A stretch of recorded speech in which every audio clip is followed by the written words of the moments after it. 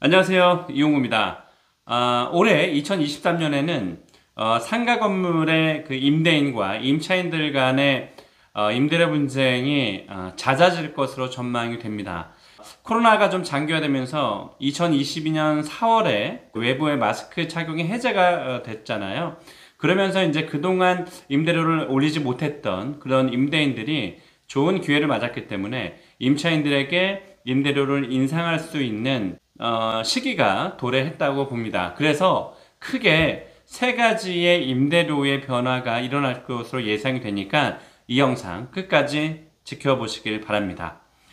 최근에 뉴스에 강남역의 할복 사건 이래서 가게를 하고 계시는 음식점 사장님이 보증금을 150% 올리고 월세는 40% 올린다고 해서 칼을 입에 물고 가게 앞에서 이렇게 시위를 했던 사건이 있었습니다. 아마 뉴스 찾아보시면 있을 텐데요. 이런 경우에는 제가 그 기사를 좀 찾아보니까 10년이 이제 도래했던 것 같아요. 그리고 나서 건물주가 보증금을 1억 5천으로 올리고 월세는 600여만 원이었던 것을 1000만 원으로 올리겠다라고 그렇게 임차인한테 통보를 한 것 같아요. 상가임대차보호법이 10년이기 때문에 사실 10년 뒤에는 명도할 수 있는 기회가 건물주한테는 주어집니다. 건물주는 몇 가지의 기로에 서 있을 수 있겠죠. 임차인을 명도시키고, 그러니까 명도라는 건 쫓아내는 거니까, 임대인을 합법적으로 쫓아내고 본인이 그 건물에서 장사하는 경우가 있을 거고요. 그동안 좋은 입지라면 여러 군데에서 그 가게의 상가임대차 기간이 끝나기를 바라면서 계속 그동안 건물주에게 딜을 했던 임차인이 있을 수 있습니다. 사실 이 돈 앞에서 건물주들은 흔들릴 수밖에 없죠. 건물을 소유하고 있는 존재 이유도 사실 월세가 목적이기 때문에 그래요. 그래서 보증금을 누가 올려주거나 월세를 올려준다 그러면 건물주 입장에서는 흔들리지 않는 게 사실 이상하다고 볼 수 있습니다. 진짜 천사가 아니고서는 10여 년 동안 어려운 상황인데도 불구하고 임대료를 올리지 않는, 또 호황기에도 임대료를 올리지 않는 그런 천사 같은 건물주분도 계시겠지만, 주변에서 높은 임대료에 대한 제한을 받으면 건물주분 입장에서는 흔들리는 것은 사실입니다. 돈 앞에 장사 없다는 얘기가 있지 않습니까? 그러다 보니까 올해 2023년에는 이렇게 10년이 도래하거나 아니면 상가임대차 대부분은 임대인과 임차인 간에 2년과 3년 정도를 약정을 하고 임대차 계약을 맺기 때문에 몇 가지의 변수가 발생된다. 이 밑바탕에는 크게 두 가지의 기조가 있는데요. 하나는 코로나19가 이제 끝나면서 그동안 임대료를 올리지 못했던, 임대료를 올리고 싶어서 안달이 났던 그런 건물주분들이 어떤 주변 환경에 의해서 이제는 임대료를 올려도 되겠다라는 어떤 그런 당위성, 이것을 첫 번째 확보했다고 볼 수 있고요. 두 번째는 이번에 그 금리가 상당히 많이 올랐잖아요. 건물주분 입장에서도 온전하게 100% 자기의 돈으로 건물을 구입하는 경우와 혹은 그 대출을 받아서 그 건물을 소유하고 있으면서 한꺼번에 대출을 다 상환하는 경우는 그렇게 많지 않습니다. 왜냐하면 우리가 상가를 얻기 전에 등기부등본을 띄워보잖아요. 저도 등기부등본을 그동안 어마어마하게 많은 등기부등본을 띄워봤는데 대부분의 건물엔 적게든 많게든 근저당, 은행에 대한 근저당이 잡혀있는 게 사실입니다. 그렇기 때문에 건물주들 입장에서는 이번에 금리가 부동산 대출 금리도 8%를 뚫었다, 이런 뉴스 많이 보셨잖아요. 이런 건물주분들 입장에서도 대출을 받아서 그 대출 이자가 상당히 높아졌기 때문에 임대인 입장에서는 임차인들에게 어떻게 하면 월세를 더 많이 올려서 본인의 비용을 임차인들에게 보전을 받을까, 이제 이런 생각을 하게 됩니다. 그래서 이번에 이제 임차인들 혹은 창업을 앞두고 있는 이런 임차인들에게 반드시 여러분들이 알아야 될 몇 가지 사항이 있습니다. 크게 제가 세 가지로 분류를 해서 말씀을 드리겠는데요. 첫 번째, 기존 임차인이 임대 기간이 만료가 돼서 재계약을 갱신한 때입니다. 이때는 건물주 입장에서는 두 가지의 선택사항이 있을 텐데요. 하나는 이 건물주분이 경제적으로 여유롭거나, 물론 경제적으로 여유롭다 그래서 돈 욕심이 없는 건 아닙니다. 일단 사람 자체가 좀 유해서 그럼에도 불구하고 코로나19가 끝났지만 이자 비용이 엄청나게 올라갔고 물가도 높아져서 손님들이 요즘 많지 않을 텐데 그래요. 이번만큼은 또 그냥 월세 인상 없이 그대로 재계약을 연장하겠습니다. 라는 부류가 한 부류가 있을 거고요. 한 부류는 방금 전에 제가 말씀드렸다시피 건물주도 어떤 이자 비용이라든지 또 본인이 물건을 구입할 때 물가가 올랐기 때문에 임차인들에게 보전을 받으려고 하는 욕구가 강해진다고 제가 말씀드렸어요. 그래서 조금이라도 올리자 혹은 많게 올리자 라는 이런 그 갈등을 하겠지만 상가임대차 보호법상에는 최고 5%까지밖에 올리지 못하기 때문에 보증금과 월세 모두 다 그렇습니다. 그래서 5% 정도의 최고 범위 내에서 올릴 가능성이 상당히 높다.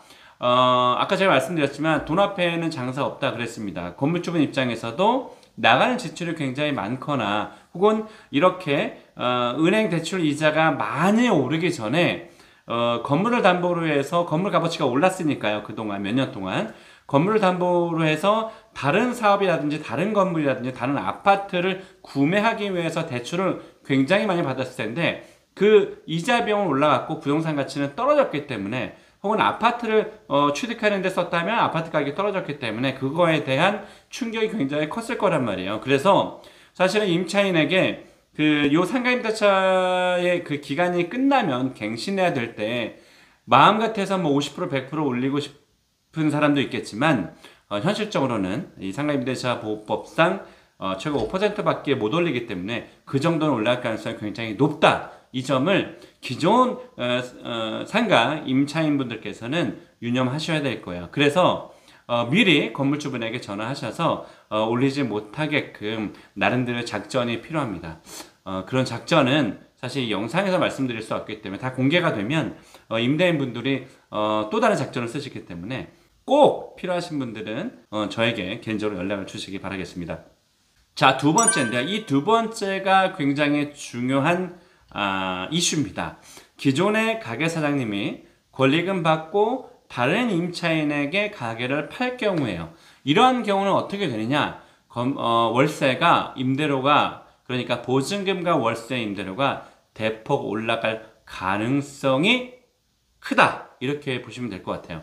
앞서 말씀드렸지만 상가임대차 보호법상 기존에 있는 임차인에게는 임대료를 많이 올리고 싶어도 최고 5%까지밖에 올리지 못합니다. 그렇기 때문에 어찌 보면 혹자들은 임대인 중에 어떤 소수의 분들은 빨리 임차인이 바뀌었으면 좋겠다라고 기도하는 사람이 있을 수 있습니다. 왜냐하면 임차인과 임차인이 바뀔 시에는 상가임대차 보호법에 임대료 상한선이 없습니다. 그 적용이 되지 않습니다. 그렇기 때문에 보증금이 뭐 6천만 원이어도 사람 임차인이 바뀌면 1억 원으로 올릴 수 있고 이거 2억 원으로 올릴 수 있습니다. 그리고 월세도 300만 원인데 600만 원이나 1000만 원으로 올릴 수 있습니다. 물론 정당한 사유 없이 건물주가 새로운 임차인을 거절할 경우엔 임차인이 문제를 제기할 수 있습니다. 주변에는 보증금이 5천만 원이고 월세가 300만 원인데 무리하게 보증금 1억이나 월세 600만 원 올린다고 한다면 기존의 임차인이 임대인에게 태클을 걸 수가 있습니다. 근데 사실 임차인이 권리금을 받기 위해서 임대인을 대항하면서 목소리를 높이기가 좀처럼 쉽지가 않습니다. 그렇기 때문에 임차인 입장에서는 월세가 만약에 올라가게 되면 기존의 임차인이 보증금 5천에 월세가 300이어서 그대로 얘기를 했는데 새로운 임차인이 와서 권리양도 계약을 쓸 때 본인도 5천에 300만 원을 알고 있었는데 건물주와 임대차 계약을 할 때 보증금 1억에 월세 600만 원을 올린다. 그러면 두 가지의 선택지가 있겠죠. 새로운 임차인 입장에서는 첫 번째는 나는 못한다. 도망가는 경우. 두 번째는 그럼에도 불구하고 월세를 600을 감안하고 난 들어오겠다라고 한다면 이제 임차인과 임차인 간에 새로운 임차인이 기존의 임차인한테 권리금에 대해서 깎아달라고 딜을 할 가능성이 굉장히 높습니다. 그렇기 때문에 건물주들의 이득을 위해서 기존의 임차인이 권리금을 깎아서 팔 수밖에 없는 그런 상황이 연출될 수 있습니다. 왜냐하면 건물주가 월세를 300에서 600으로 100% 올리기로 작정을 했기 때문에 새로운 임차인이 들어오지 않는다고 하더라도 다른 사람에게 이제는 공개된 월세 600만 원이라고 얘기할 수밖에 없기 때문에 당연히 만약에 권리금이 1억을 받겠다고 했을 때 새로운 임차인이 과연 권리금 1억을 줄까요? 결국엔 임대인의 욕심 때문에 임차인은 그만큼 권리금을 손해볼 수밖에 없다. 이렇게 생각할 수밖에 없어요. 그래서 여러분들께서는 이 두 번째 상황이 굉장히 위험한데, 그러니까 기존에 있던 임차인이 이제 가게를 어떤 상황에서라도 어쨌든 가게를 팔 경우에 새로운 임차인들을 받아들여야 되는데, 이때 보증금과 월세가 올라갈 가능성이 굉장히 높다라는 점 여러분들이 잘 유념하셔야 됩니다. 그래서 이 상황에 대해서도 임차인이 미리 건물주가 새로운 임차인들이 갑자기 왔을 때 임대료를 올리지 않게끔 하는 방법도 있습니다. 그 방법은 미리 상황을 만들어서 임대인에게 대응을 해야 되는데요. 그 부분은 이 영상도 제가 공개적으로 그 기술을 공개할 수는 없기 때문에 이 부분에 대해서 궁금하신 분들은 저에게 전화나 아니면 이메일을 상황을 저한테 설명해 주시면 제가 최대한 시간이 되는 한 이메일로 답변을 드리도록 하겠습니다. 자, 그래서 요 점 한 번만 더 덧붙여서 말씀을 드리면, 이제는 파는 사람 입장에서도 난관에 부딪힐 수가 있고요. 나중에 월세가 임대차 계약 쓸 때 새로운 임차인과 임대인이 임대차 계약 쓸 때 보증금 월세가 올라가면 권리양도 계약 이미 썼던 것도 다 깨질 수가 있기 때문에 굉장히 힘들어지고요. 임차인 입장에서도 권리양도 계약 쓰고 나서 임대차 계약을 수일 후에 하게 되는데, 그때는 임차인 입장에서는 사실 권리양도 계약 한 것만으로도 이 가게를 다 인수했다라고 착각할 수가 있는데요.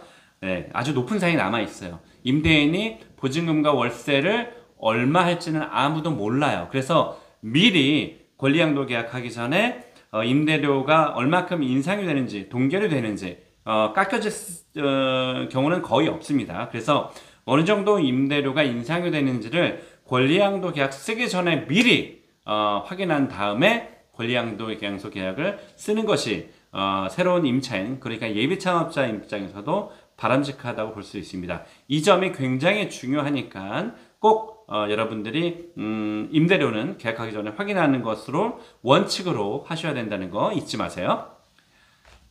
자, 세 번째입니다. 폐업할 때 상가 임대료는 인하될 가능성이 있습니다. 왜냐하면 오죽하면 내가 가게를 문 닫고 나오는데, 그렇게 되면 공실로 만들어졌을 경우에는 임대인은 사실 이 임차인에게 월세를 올리려고 작정을 하고 있었는데 갑자기 계약 기간이 끝나니까 임차인이 건물주에게 나 더 이상 못 하겠습니다. 이 월세도 너무 부담스럽고 장사가 너무 힘듭니다. 그래서 나가야 되겠습니다. 보증금을 돌려주세요. 이러면 갑자기 상황이 역전이 되는 거예요. 그래서 임대인 입장에서는 월세를 더 받고 싶었는데, 사실 본인의 자리가, 물론 임차인이 장사를 잘 못해서 마이너스가 나서 상가 임대차의 계약 기간을 끝내고 폐업을 할 수 있는 거지만, 건물주 입장에서 또 공실이 돼버리면 임대료를 올려받기가 굉장히 힘들거든요. 그래서 오히려 건물주 입장에서는 그 임차인이 재계약을 할 경우에, 그러니까 계약을 갱신할 경우에 월세를 올릴 생각을 했다가 갑자기 폐업한다고 하면 이제 마음이 약해집니다. 그래서